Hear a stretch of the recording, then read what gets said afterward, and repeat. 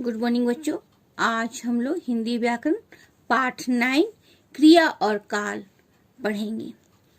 हम लोग सबसे पहले क्रिया शब्द को जानेंगे। क्रिया शब्द का अर्थ है करना या होना। अब हम लोग क्रिया की परिभाषा को देखेंगे। जो शब्द किसी कार्य के करने या होने से किसी व्यक्ति या वस्तु की स्थिति का बोध कराते हैं वे क्रिया कहलाते हैं, जैसे जाना, खाना, रोना, हंसना आदि। क्रिया जो है वह विकारी शब्द है, अर्थात या लिंग, वचन, पुरुष, काल आदि के अनुसार परिवर्तित होता है। इस चीज को आप लोग हमेशा अपने मन में बैठा लीजिए। क्रिया वह विकारी शब्द है जो लिंग, वचन, पुरुष और काल आदि के अनुसार परिवर्तित होते हैं। क्रिया से तात्पर्य कर्ता द्वारा किए गए कार्य से होता है। यहाँ पर आपके पाठ में देखिए क्रिया की कुछ विशेषताएं बतलाई गई है। यहाँ पॉइंट करके दिया गया है 1 2 3 4। पहला है क्रिया के बिना वाक्य पूरा नहीं होता है। दूसरा कुछ क्रिया एक शब्द की होती है, कुछ एक से अधिक शब्दों की होती है।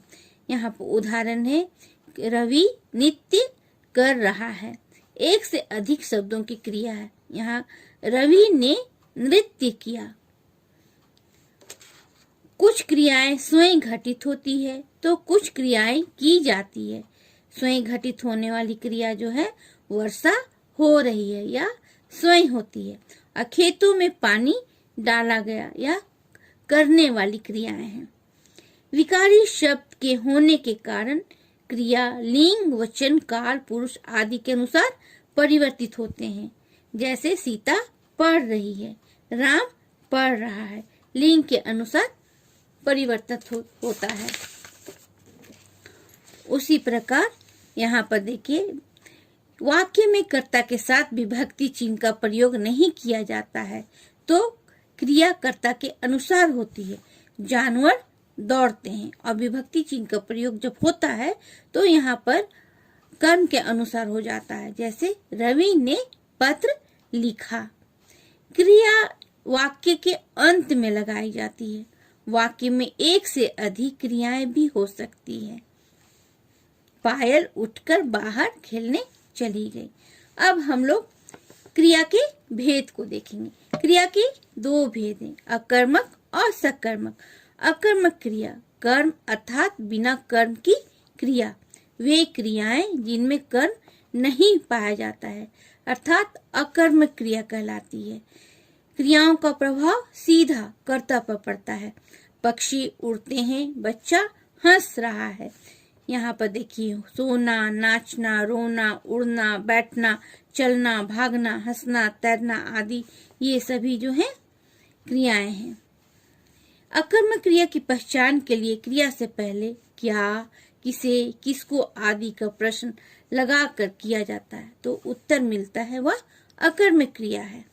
और सकर्मक क्रिया देखिए सजोड़ कर्म अर्थात कर्म के साथ, ये क्रियाएं जिसमें कर्म पाया जाता है अथवा कर्म की अपेक्षा की जाती है सकर्मक क्रिया कहलाती है।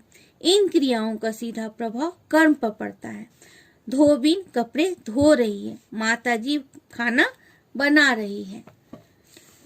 यहाँ पर अन्य उदाहरण है सुखाना, भरना, पढ़ना, बनाना, काटना, बोना आदि। तो सकर्मक क्रिया की पहचान के लिए क्या, कहाँ, किसे आदि लगाकर प्रश्न किया जाता है तो यदि उत्तर में मिलता है तो क्रियाएं सकर्मक होती है। यहाँ पर सकर्मक क्रिया दो प्रकार की होती है, एक कर्मक और द्विकर्मक। एक कर्मक क्रिया है जिन क्रियाओं में एक कर्म होता है वह एक कर्मक है। जैसे यहाँ पर मोहन पुस्तक पढ़ रहा है, कर्म जो है पुस्तक पर पड़ता है। मोहन क्या पढ़ रहा है? पुस्तक पढ़ रहा है। प्रिया सब्जी काट रही है तो ये भी जो कर्म है वो सब्जी पर पड़ता है। प्रिया क्या काट रही है? तो प्रिया सब्जी काट रही है। द्विकर्मक जिन क्रियाओं में दो कर्म होते हैं वे द्विकर्मक क्रिया कहलाते हैं। जैसे मदारी बच्चों को खेल दिखा रहा। मदारी किसको खेल दिखा रहा है? बच्चों को। क्या दिखा रहा है? खेल दिखा रहा है, इसलिए द्विकर्मक है। माँ ने सभी को खाना दी। माँ किसे खाना दी? सभी को। माँ ने क्या किया? खाना दिया। तो ये द्विकर्मक है। अब हम लोग काल देखेंगे। काल का अर्थ है समय। क्रिया के जिस रूप से कार्य करने होने का समय का बोध हो उसे काल कहते हैं। काल के 3 भेद होते हैं, भूतकाल, वर्तमान काल और भविष्यत काल। भूतकाल क्रिया के जिस रूप से कार्य के बीते हुए समय में होने का बोध होता है उसे भूतकाल कहते हैं। यहाँ पर भूतकाल के प्रकार दिए गए हैं। सामान्य भूतकाल, आसन भूतकाल, पूर्ण भूतकाल, अपूर्ण भूतकाल, संदिग्ध भूतकाल, हेतुमत भूतकाल। दूसरा है वर्तमान काल। क्रिया की जिस रूप से कार्य के चल रहे समय का होने का बोध होता है उसे वर्तमान काल कहते हैं। जैसे सभी बच्चे अभी खेल रहे हैं, दर्जी कपड़े सिलता है। वर्तमान काल के प्रकार। वर्तमान काल 3 प्रकार के होते हैं, सामान्य वर्तमान काल, अपूर्ण वर्तमान काल, संदिग्ध वर्तमान काल।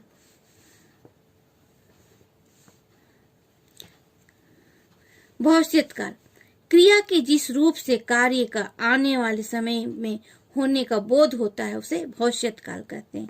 पिताजी दफ्तर जाएंगे, मीना डॉक्टर के यहाँ जाएगी। भविष्यत काल के प्रकार। भविष्यत काल के 2 प्रकार हैं, सामान्य और सांभ्य भविष्यत काल। सामान्य भविष्यत काल क्रिया के जिस रूप से भविष्य में उसके सामान्य रूप से घटित होने का बोध होता है उसे सामान्य भविष्यत काल कहते हैं। माताजी सबको खाना खिलाएगी। सांभ्य भविष्यत काल क्रिया के जिस रूप से भविष्य में उसके होने की संभावना का बोध हो उसे संभाव्य भविष्यत काल कहते हैं। शायद मोना भी समारोह में नृत्य करेगी। तो अब यहाँ पर आप लोगों का कुछ अभ्यास प्रश्न दिया हुआ है, उसको मैं बतला रही हूँ और ये जितना भी प्रश्न है आप लोग अपने हिंदी व्याकरण कॉपी में लिख लेंगे। क्रिया किसे कहते हैं? प्रश्न बहुत सहज है, आप लोग अपने पाठ की सहायता से आंसर को बनाएंगे। क्रिया किसे कहते हैं?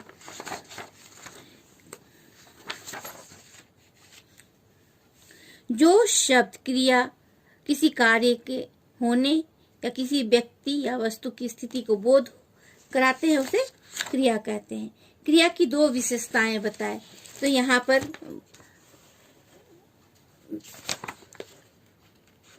पर आप लोगों का 8 विशेषताएं दी गई है, तो उसमें से आप लोग 2 विशेषता लिखेंगे। एक पहला लिखिएगा आप लोग, क्रिया के बिना वाक्य पूरा नहीं होता है। दूसरा लिखिएगा, क्रिया वाक्य के अंत में लगाई जाती है। नंबर नोट कीजिए, नंबर 1 और 7 का लिखिएगा। सकर्मक क्रिया किसे कहते हैं? भेद भी बताए। तो यहाँ पर आपके पाठ में सकर्मक क्रिया के विषय में बतलाया गया है, इसको आप लोग लिख लीजिएगा। ख नंबर सकर्मक क्रिया, ख नंबर। क्वेश्चन नंबर ग का ख, ग का ख। सकर्मक क्रिया के 2 भेद हैं, लिखिएगा, उसका उदाहरण दे दीजिएगा। काल किसे कहते हैं? काल के भेद बताएं। काल घ नंबर क्रिया, क्रिया के जिस रूप से कार्य के होने के समय का बोध हो उसे काल कहते हैं। काल के भेद, काल के 3 भेद हैं, भूतकाल, वर्तमान काल और भविष्यत काल।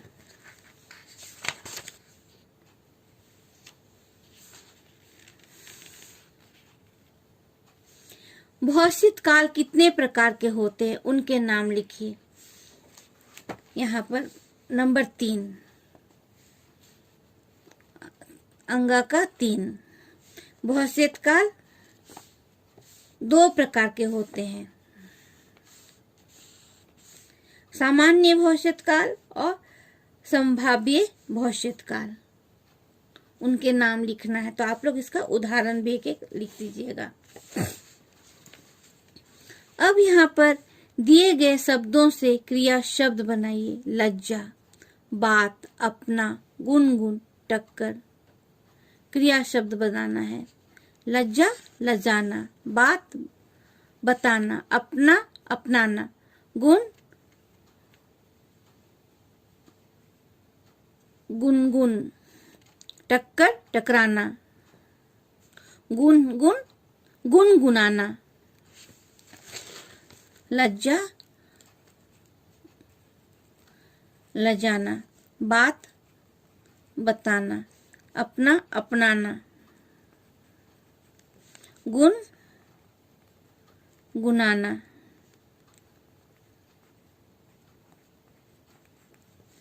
टक्कर, टकराना।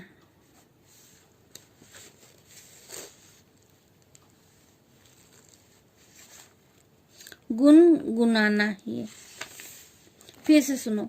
लज्जा, लजाना, बात, बताना, अपना, अपनाना, गुनगुनाना, टक्कर, टकराना। इसको आप लोग किताब की सहायता से बना लेंगे।